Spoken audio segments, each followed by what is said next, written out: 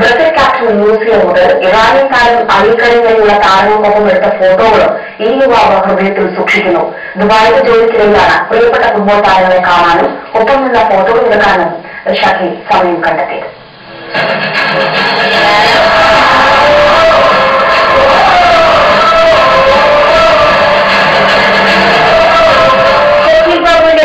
പറഞ്ഞാൽ കോടിക്കരിപ്പിക്കുന്നതായിരുന്നു Brazil captain ലൂസിയോ, കാക്ക, Emerson, goalie Dido എന്നിവരോടൊപ്പം ചെലവിട്ട നിമിഷങ്ങൾ.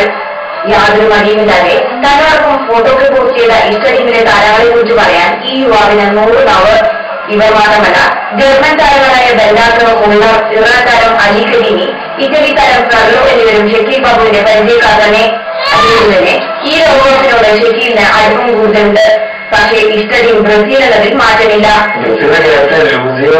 കളിക്കുമ്പോൾ നമുക്ക് പോയി കണ്ടതാണ്. അപ്പൊ അത് കാണുമ്പോൾ നമുക്കൊരു ഫോട്ടോകൾ ഞാൻ പോയി കണ്ടിരുന്നു.